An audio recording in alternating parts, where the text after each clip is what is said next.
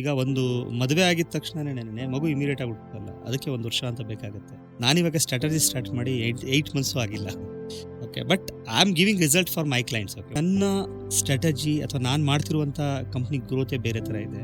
So ನನ್ನ intention ಏನಪ್ಪ ಅಂತ ಹೇಳ್ತು ಅಂದರೆ, ಒಂದು ಕಂಪ್ನಿ ಅಂತ ಹೇಳಿದ್ರೆ ಒಂದು ಮಾನದಂಡ ಇಟ್ಕೊಬಿಟ್ಟಿದ್ದಾರೆ ಎಲ್ಲರೂ. ಕಂಪ್ನಿ ಅಂತಂದರೆ ಪ್ರಾಜೆಕ್ಟ್ ಮಾಡಬೇಕು, ಪ್ರಾಜೆಕ್ಟಲ್ಲಿ ಪ್ರಾಫಿಟ್ ಮಾಡಿದ್ರೆ ಮಾತ್ರ ನಾವು ಕಂಪ್ನಿ ರನ್ ಮಾಡ್ತಾರೆ ಅಂತ. ಬಟ್ ಅದಕ್ಕಿಂತ ಇನ್ನೊಂದು ದೊಡ್ಡದಿದೆ ಅನ್ನುವಂಥದ್ದು ಅವ್ರಿಗೆ ಅರ್ಥನೇ ಆಗ್ತಾ ಇಲ್ಲ. That is a good feel. World's best strategist, king of deal closure,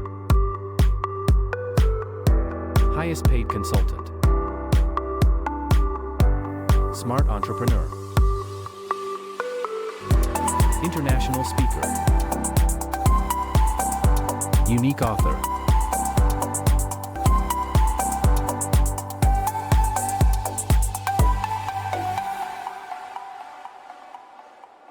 ನಮಸ್ಕಾರ ಮಾಧವ್ ಕಿರಣ್ ಸರ್. ಇಷ್ಟೆಲ್ಲ ಸೀರೀಸ್ಗಳಾಯಿತು, ಕಾಂಟ್ರವರ್ಷಿಯಲ್ ಕ್ವಶನ್ಸ್ಗಳಾಯಿತು. ಹಾಗೆ ನಮ್ಮ ನೆಕ್ಸ್ಟ್ ಸೀರೀಸನ್ನು ನಾವು ಇಂದು ಪ್ರಾರಂಭ ಮಾಡೋಣ. ನಮ್ಮ ಮೊದಲ ಕ್ವಶನ್, ಇಷ್ಟೆಲ್ಲ ಸೀರೀಸ್ ಬಂತು ಸರ್, ಬಟ್ ನಿಮ್ಮ ಸ್ಟ್ರಾಟಜಿಸ್ಟ್ ಪ್ರೊಫೆಷನ್ಗೆ ಪ್ರೂಫ್ ಏನು? ನಿಜವಾಗ್ಲೂ ಕಂಪನೀಸ್ಗಳಿಗೆ ಸ್ಟ್ರಾಟಜಿ ಕೊಡ್ತೀರಾ ಇಲ್ವಾ? ನನಗೆ ಗೊತ್ತಿಲ್ಲ ಯಾವ ಥರ ಪ್ರೂಫ್ ಕೊಡಬೇಕು ಅಂತ ಅಂದ್ಬಿಟ್ಟು. ನಾನಿವಾಗ 17 ಕಂಪ್ನಿಗೆ ಸ್ಟ್ರಾಟಜಿ ಮಾಡ್ತಾ ಇದ್ದೀನಿ. ಆ ಕಂಪ್ನಿಗೆ ಸ್ಟ್ರಾಟಜಿ ಮಾಡ್ತಿದ್ದೀನಿ ಅಂತ ಓನರ್ಸ್ ಹತ್ರ ನಾನು ವಿಡಿಯೋದಲ್ಲಿ ಬಂದು ನಾನು ಹೇಳಲಿಕ್ಕಾಗಲ್ಲ. ಓಕೆ, ಪಾಡಿಗೆ ಅವ್ರ ಕೆಲಸಗಳು ನಡೀತಾ ಇದೆ, ಅವ್ರಿಗೇನು ಸಿಗ್ಬೇಕು ರಿಸಲ್ಟ್ ಸಿಗ್ತಾ ಇದೆ. ಆ್ಯಂಡ್ ಪ್ರತಿಯೊಬ್ಬರು ಯಾರು ನನ್ನ ಹತ್ರ ಕಮಿಟ್ ಆಗಿದ್ದಾರೆ ಅವ್ರದ್ದೆಲ್ಲರದು ಲಾಂಗ್ ರನ್ ಅಂತ ನಾನು ಪ್ಲ್ಯಾನ್ ಮಾಡ್ಕೊಂಡು ಮಾಡ್ತಿರುವಂಥದ್ದು. It's not a short run. ಈ ಒಂದು 3-4 ಜನ ಕ್ಲೈಂಟ್ಗೆ ಯಾರು ಶಾರ್ಟ್ ರನ್ ಎಕ್ಸ್ಪೆಕ್ಟ್ ಮಾಡಿದ್ರು ಅವ್ರನ್ನ ನಾನು ಕರೆದು ಕೂಡ ನಾನು ಹೇಳಿದೆ ಏನಂತ, ನೋಡಿ ನನ್ನ ಹತ್ರ ಬಂತು ಅಂತಂದರೆ it's not a only to earn money with a projects are getting money. ಅದನ್ನು ಯಾರು ಬೇಕಾದರೂ ಮಾಡ್ತಾರೆ. ಈಗ ನಿಮ್ಮ ಕಂಪ್ನಿಯವರು ತುಂಬ ಕಂಪ್ನಿಗಳಿಗೆ ಲೀಡ್ಸ್ ಕೊಡ್ತಿದ್ದೀರಾ, ಆರ್ಡರ್ಸ್ ಕೊಡ್ತಾ ಇದ್ದೀರಾ, ಆ ಥರ ತುಂಬ ಕಂಪ್ನಿಗಳಿದೆ. ಎಲ್ಲ ಕಂಪ್ನಿನೂ ಕೂಡ ಕೆಲಸ ಮಾಡಿಕೊಡುತ್ತೆ. ಬಟ್ ನನ್ನ ಸ್ಟ್ರಾಟಜಿ ಅಥವಾ ನಾನು ಮಾಡ್ತಿರುವಂಥ ಕಂಪ್ನಿ ಗ್ರೋತೆ ಬೇರೆ ಥರ ಇದೆ. ಸೊ ನನ್ನ ಇಂಟೆನ್ಷನ್ ಏನಪ್ಪ ಅಂತ ಹೇಳ್ತು ಅಂದರೆ, ಒಂದು ಕಂಪ್ನಿ ಅಂತ ಹೇಳಿದ್ರೆ ಒಂದು ಮಾನದಂಡ ಇಟ್ಕೊಬಿಟ್ಟಿದ್ದಾರೆ ಎಲ್ಲರೂ. ಕಂಪ್ನಿ ಅಂತಂದರೆ ಪ್ರಾಜೆಕ್ಟ್ ಮಾಡಬೇಕು, ಪ್ರಾಜೆಕ್ಟಲ್ಲಿ ಪ್ರಾಫಿಟ್ ಮಾಡಿದ್ರೆ ಮಾತ್ರ ನಾವು ಕಂಪ್ನಿ ರನ್ ಮಾಡ್ತಾರೆ ಅಂತ. ಬಟ್ ಅದಕ್ಕಿಂತ ಇನ್ನೊಂದು ದೊಡ್ಡದಿದೆ ಅನ್ನುವಂಥದ್ದು ಅವ್ರಿಗೆ ಅರ್ಥನೇ ಆಗ್ತಾ ಇಲ್ಲ. That is a good feel. Value creation to the society, ಅದನ್ನು ಅವ್ರು ಯೋಚನೆ ಮಾಡ್ತಾಯಿಲ್ಲ. ಅವರು ಅಂತಲ್ಲ, 97% of business owners are not thinking in that prospect. Okay, every one is thinking in the profit mode. That's a wrong concept ಅಂತ ನನ್ನ ವಾದ. ಅದನ್ನು ಯಾರು ನನ್ನ ಹತ್ರ ಸೈನ್ ಹಾಕಿದ್ದಾರೆ, ನನ್ನ ಕ್ಲೈಂಟ್ಸ್ ಯಾರಿದ್ದಾರೆ, ಅವರಿಗೆ ನಾನು ಸ್ಲೋಲಿ ಅರ್ಥ ಮಾಡಿಸ್ತಾ ಇದ್ದೀನಿ. ಈವೊಂದು ಅವರಿಗೆ ನಾನು ಸಡನ್ ಆಗಿ ಹೇಳಿದ್ರೂ ಕೂಡ ಅವರಿಗೆ ಅರ್ಥ ಆಗುವಂಥ ಸ್ಥಿತಿನಲ್ಲಿಲ್ಲ. Because they already adapted, scripted ಆಗ್ಬಿಟ್ಟಿದೆ. ಅವ್ರ ಮೈಂಡಲ್ಲೆಲ್ಲ ಸ್ಕ್ರಿಪ್ಟ್ ಆಗ್ಬಿಟ್ಟಿರೋದ್ರಿಂದ ಅದನ್ನು ಸ್ಲೋಲಿ ಅವ್ರಿಗೆ ಅಡಾಪ್ಟ್ ಮಾಡಿಕೊಂಡು ಅವ್ರಿಗೆ ಅರ್ಥ ಮಾಡಿಸ್ಕೊಂಡು ಅವರ ಕಂಪ್ನಿನ ಹೇಗೆ ನಾನು ನೆಕ್ಸ್ಟ್ ಲೆವೆಲ್ ತಗೊಂಡು ಹೋಗ್ಬೇಕು ಅಂತ ಯೋಚನೆ ಮಾಡಿ ಸ್ಟೆಪ್ ಬೈ ಸ್ಟೆಪ್ ತಗೊಂಡು ಹೋಗ್ತಾ ಇದ್ದೀನಿ. ಈಗ ನಿಮ್ಮ ಕಡೆಯಿಂದನೇ ನನಗೆ ಒಬ್ಬರು ಕ್ಲೈಂಟ್ ಬಂದರು, ರೆದಿಸ್ ಕ್ಲಿನಿಕ್ ಅಂತ ಅಂದ್ಬಿಟ್ಟು. ಸೊ ಆ ಮೇಡಮ್ ಹತ್ರ ನಾವು ಮಾತಾಡಿದ್ದೀವಿ. ಸೈನ್ ಆಗಿ ಆಲ್ಮೋಸ್ಟ್ 1 ಮಂತ್ ಆಯಿತು ಅನಿಸುತ್ತೆ.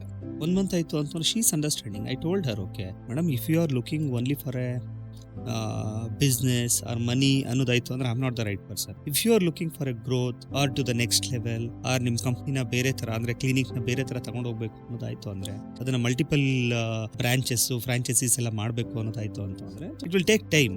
ಯಾಕೆಂದರೆ ಒಂದು ಟ್ರೆಡಿಷನಲ್ ವೇನ ನೀವು ಫಾಲೋ ಮಾಡ್ಕೊ ಬರ್ತಾ ಇದ್ದೀರಾ. I need to upgrade that traditional way into the systematic way and using my strategy I am taking that to the next level. So ಇದಕ್ಕೆಲ್ಲದಕ್ಕೂ ಒಂದು ಸ್ವಲ್ಪ ಟೈಮ್ ಬೇಕಾಗ್ತಾ ಹೋಗುತ್ತೆ. ನಾನು ಏನು ಹೇಳ್ತೀನಿ ಅದನ್ನು ಮಾಡ್ಕೊಂಡು ಹೋಗಿ ಅಂತ ಹೇಳಿದೆ. And she is also accepted that and what ever I am telling she is following me. Why am telling this ಅಂತ ಹೇಳ್ತು ಅಂದರೆ, ರಿಸಲ್ಟ್ ಅನ್ನುವಂಥದ್ದು ಈಗ ಒಂದು ಮದುವೆ ಆಗಿದ ತಕ್ಷಣನೇ ಮಗು ಇಮಿಡಿಯೇಟ್ ಆಗಿ ಹುಟ್ಟಲ್ಲ, ಅದಕ್ಕೆ 1 ವರ್ಷ ಅಂತ ಬೇಕಾಗುತ್ತೆ. ನಾನಿವಾಗ ಸ್ಟ್ರಾಟಜಿ ಸ್ಟಾರ್ಟ್ ಮಾಡಿ 8 ಮಂತ್ಸು ಆಗಿಲ್ಲ.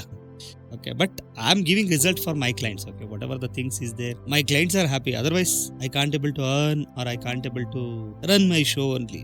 I'm getting very good returns and they are also happy. If they are not happy in my agreement only, I clearly told that, okay, ನಿಮಗೆ ಇಷ್ಟ ಇಲ್ಲ ಅಂತಂದರೆ it's whatever the amount.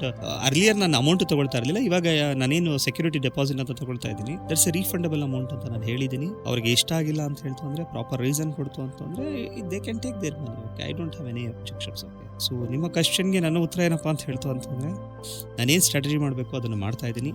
Shortly I will bring all of my clients. Okay, because ಎಲ್ಲ ಕ್ಲೈಂಟ್ಸ್ಗಳಿಗೂ ಒಂದು ರಿಸಲ್ಟ್ನ ತಗೊಂಡು ಬಂದು ತೋರಿಸ್ತು ಅಂದರೆ ಅದಕ್ಕೆ ಒಂದು ವ್ಯಾಲ್ಯೂ ಇರುತ್ತೆ. ನಾನು ಇಷ್ಟು ಜನ ಕ್ಲೈಂಟ್ನ ನಾನು ಮಾಡ್ತಾ ಇದ್ದೀನಿ, ಇಷ್ಟು ಜನ ಕ್ಲೈಂಟ್ಸ್ ನನ್ನ ಹತ್ರ ಇದ್ದಾರೆ ಅಂತ ಹೇಳ್ಕೊಳ್ಳೋದು ಓಕೆ. ಹೇಳ್ಕೊಳ್ಳೋದು ಯಾಕೆಂದರೆ ನನ್ನ ಹತ್ರ ಇರೋದನ್ನ ನಾನು ಹೇಳಿದ್ದೀನಿ, ಅದನ್ನು ತೋರಿಸ್ಕೊಳ್ಳೋದು ಅಷ್ಟು ಸಮಂಜಸ ಅಲ್ಲ ಅಂತ. So with result I will bring to the camera and ನಿಮಗೆ ನಾನು ಹೇಳ್ತೀನಿ, ಹೋಗಿ ಅಲ್ಲಿ ಕ್ಲೈಂಟ್ ಹತ್ರ ಹೋಗಿ ಶೂಟ್ ಮಾಡ್ಕೊಂಡು ಬನ್ನಿ, ಅವ್ರ ಹತ್ರನೇ ನನ್ನ ಬಗ್ಗೆ ಟೆಸ್ಟಿಮೋನಿಯಲ್ಸ್ ತಗೊಂಡು ಬನ್ನಿ ಅಂತ. ಸೊ ದಟ್ ನಿಮಗೆ ಗೊತ್ತಾಗುತ್ತೆ. Thank you sir. ನಿಮ್ಮ ಸ್ಟ್ರಾಟಜಿಗಳ ಬಗ್ಗೆ ಒಂದು ವಿಸ್ತಾರವಾಗಿ ಹೇಗೆ ನೀವು ಸ್ಟ್ರಾಟಜಿಗಳನ್ನು ಮಾಡ್ತೀರಾ, ಹಾಗೆ ಸ್ಟ್ರಾಟಜಿಗಳನ್ನು ನೀವು ಮಾಡ್ತಿದ್ದೀರಾ ಅಂತ ಪ್ರೂವ್ ಮಾಡೋದು ಅವಶ್ಯಕತೆ ಇಲ್ಲ ಅಂತ ಕೂಡ ಹೇಳಿದ್ದೀರಾ.